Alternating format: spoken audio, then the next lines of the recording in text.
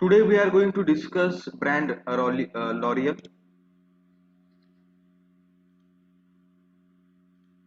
So some key facts about the brand L'Oreal. It is the first cosmetic group worldwide. So L'Oreal brand is a pioneer in selling cosmetic products. They have L'Oreal brand has 23 international brands. So they have acquired so many brands and they have done horizontal growth. Their revenue is 30 billion euros, which is in 2010.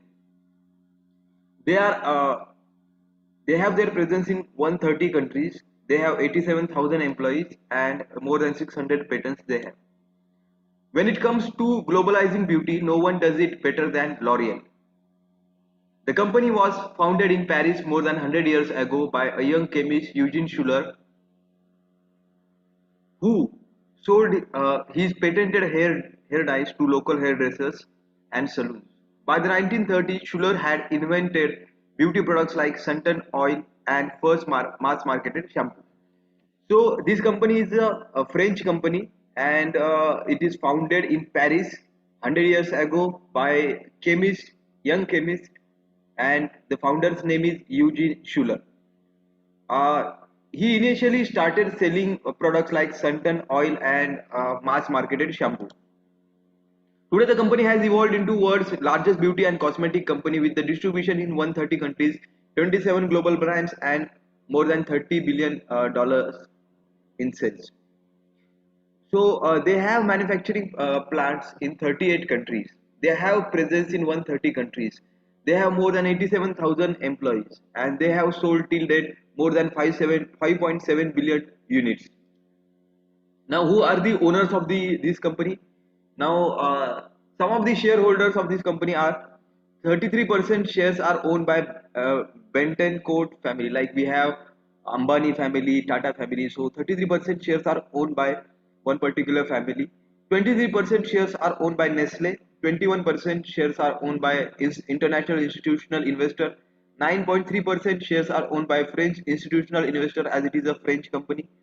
5.7% shares are owned by individual shareholders, like we have IPO or the shares traded on the stock exchange. 1.9% into treasury stock and 0.7% by their employees. Regarding financial performance of the company, uh, revenues of the company has increased from 22 billion euros to 29 billion euros during 2013 to 2019. In the same period, income has increased from 2.9 billion euros to 3.7 billion euros. Asset value has increased from 31.2 billion euros to 43.8 billion euros. And their employees has increased from 77,000 to 87,000 or 88,000 from 2013 to 2019. So this is financial performance. Much of the company's early international expansion is credited to Sir Lindsay Owen-Jones, who transformed L'Oreal from small French business into an international cosmetic phenomena with strategic vision and precise brand management. So Sir Lindsay Owen-Jones has very good vision and he has very good knowledge of brand management. He transformed the small French business to multinational company, and today L'Oreal is a market leader worldwide in cosmetic industry. During his almost 20 years as a CEO and chairman, Owen Jones has taken some decisions, like he stopped investing into the weak brand, he stopped investing into the loss-making brands, he started investing into the profit-making brands, or he started investing into the new product launches. Then he acquired some of the ethnic brands in different markets. Then he expanded this L'Oreal brand into so many different markets, like in India, in China, in the Southeast Asia, or Middle East, and in Africa. No one had dreamed of including China, South America, and uh, former Soviet Union. I think that is Russia. His quest was to achieve diversity and meet the needs of the men and women around the globe and make the beauty products available to as many people as possible. So this company is 100 years old, and this company is not discriminating men and women. for beauty products. They are selling the beauty products to men as well as women, and their goal is to provide their beauty products to each and every person. Today, L'Oreal focuses on the five areas of the beauty expertise. They have their all their products are categorized into skincare, hair care, makeup, hair coloring, and perfume. Each brands fall into the four different groups. For the management purpose, they have four different groups, like the products which we get at the medical, or which we get at the normal stores, are categorized into consumer products. 52% of the sales are coming from the products which are sold to individuals or the end customers. So all their cosmetic products are categorized as a consumer products. 52% of the sales includes mass marketed brands like Maybelline and high technological products sold at competitive prices through mass market retailing chains. Second group of products is only meant for the rich customers, or they are having premium pricing. So 27% of the sales include prestigious brands like Ralph Lauren perfume that are available only in premium stores, department stores, and specialty stores. Third group of products is for the people who are beautician or the professional experts in cosmetic industry. So 14% of the sales includes brands like Redken, designed specifically for professional hair experts or for the saloons. Fourth group of products is chemical products, which is meant for the pharmacist or druggist or for the medical spas expert. And these are the chemicals which are meant for the curing skin diseases or skin allergy or skin infections. So active cosmetics, which is 7% of the sales, includes dermo cosmetic products sold at pharmacies, drugstore, and medi spas. L'Oreal believes precise target marketing, hitting the right audience with the right product and right message at the right place, is crucial to its global success. So the global market leader like L'Oreal has to have very good communication campaign, marketing campaign, advertising campaign. So they should target the target group with proper or unique product. So their product should be right, their target group should be right, their communication advertising campaign should be right, and that should be delivered in proper medium. Maybe through Facebook advertisement, or maybe through television commercial, or maybe through print advertisement. Everything should be right, then only it will create impact. Owen Jones explained each brand is positioned on a very precise segment which overlaps as little as possible with the others. So they have every product of the L'Oreal brand has well defined target group. No two products are not overlapping. It's one product is not attracting the customers of the other product or other brand, and it's not cannibalization like in Unilever. uh, there are many products meant for the same type of need. So uh, cannibalization happens, that their sales of the one product is getting hampered by the sales of the other product. So this is not happening in the case of L'Oreal. The company has built its portfolio primarily by purchasing local beauty companies all over the world. So this is the horizontal growth which they are doing by merger and acquisition, revamping them with the strategic direction, expanding the brand into new areas through its powerful marketing arm. The company has built its portfolio primarily by purchasing local beauty companies all over the world, revamping them with the strategic direction and expanding the brand into new areas through its powerful marketing arm. So what they are doing, they are horizontally growing. They are acquiring brands and making that brand bigger. So suppose one particular brand is good in Africa, South Africa country, or one particular brand is good in uh, say Italy. So that they are acquiring that brand and they are taking that brand to the global level. For example, L'Oreal instantly became a player with 20% market share in growing ethnic hair care industry when it purchased and merged US companies Softsheen Products in 1998 and Carson Products in 2000. L'Oreal believed the competition had overlooked this category because it was fragmented and misunderstood. So L'Oreal acquired two ethnic brands, which is Sofshin and Carlson. And acquiring that brand, L'Oreal got 20% market share in US market. And we de- uh, we define beauty only by fairness, but in case of some ethnic group, beauty doesn't only means the fairness. So that's why this category is ignored. But L'Oreal as a global player, market leader, they cannot afford to overlook this category. That's why they acquired ethnic brands and they have taken this brand to worldwide or global at global level. L'Oreal believed the competition had overlooked this category because it was fragmented and misunderstood. Backed by a deep portfolio of the brands and products, Soxin Carson is now market leader in the ethnic hair care industry. So they took this brand to global level, and that is why they are growing, they are increasing their revenue, and they have become a market leader in this cosmetic industry. L'Oreal also invests significant money and time in its 22 local research centers around the world. The company spends 3.5% of the annual sales on research and development, more than 1% percentage point above the industry average, researching and innovating products that meet the local needs of each region. So, L'Oreal is spending more than industry average on research and development. They also have state of the art 22 local research centers. So they are giving lot of emphasis on research and development, and that's why they are growing. They are launching the product before anybody launch the product. So their registered patents has increased from 400 to 600 during 2001 to 2009. During the same period, their research and development expenditure has increased from 400 million euros to 600 million euros. Their employees in the research and development division has increased from 2,700 to 3,300. Understanding the unique beauty routines and needs of the different cultures, climates, tradition, psychologies is critical to L'Oreal global success. So L'Oreal is present in 130 countries. So the impact of culture, climate, tradition, and psychologies has different impact on different skins of the people.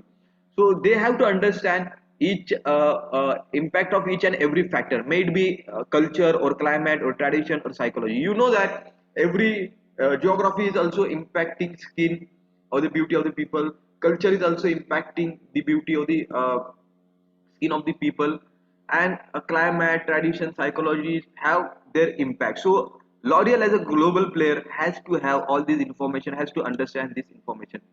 Hair and skin greatly differ from one part of the world to another. So L'Oreal listens to and observes consumers across the globe to gather a deep understanding of their beauty needs. So L'Oreal is understanding customer by doing research, and they are also understanding the what impacts more on the skins of the people, on the as a or beauty of the people. L'Oreal scientists study consumers in laboratory in their own homes, sometimes achieving scientific beauty milestone. So L'Oreal is doing a lot of research and development. That's why they could able to achieve like lot of milestone. In Japan, for example, L'Oreal developed Wondercurl Mascara especially formulated to curl Asian women's eyelashes, which are usually short and straight. So how they are entering into Japanese market? This is the example. Japanese people, they are using mascara, a product which is used for the eyebrows, and they studied Japanese people. They studied the need of this product, and they have come up with the Wondercurl Mascara, which became instant hit, which became success, and now they entered into Japanese market, and they are also selling some other products along with the Wondercurl Mascara. Within 3 months, Wondergirl Mascara had become Japan's #1 selling mascara, and young women lined up outside the stores to buy it. L'Oreal continued to research the market and develop nail polish, blush, and other cosmetics aimed at this new Asian generation. L'Oreal believes its future lies in emerging areas such as Asia, Africa, Latin America, where it expects to find millions of new customers over the next few years. So L'Oreal is focusing on the emerging countries like India, China, Southeast East Asian countries, because there we have a lot of growth, there we have a lot of population. Mark, L'Oreal's managing director, strategic marketing, explained, our projection for the 2020 is that 50% to 60% of the sale will be coming from emerging market. So they want emerging market or developing markets is their main target, and they expect more than half of the percentage of the sales should come from the emerging market because developed countries are already saturated. As a result, new research centers have popped up in these countries, and the company is working aggressively on understanding these consumers' needs and developing beauty products to satisfy them. That's why L'Oreal is opening more manufacturing unit in India and China and Southeast Asian countries. And L'Oreal is opening research and development center. L'Oreal is opening manufacturing units. L'Oreal is opening uh, uh, distribution warehouses in developing countries. Well known for its 1973 advertising tagline, "Because I am worth it," L'Oreal is the leader in the beauty products around the world. The company spends approximately 5 billion in advertising each year, which it making it the third largest advertiser.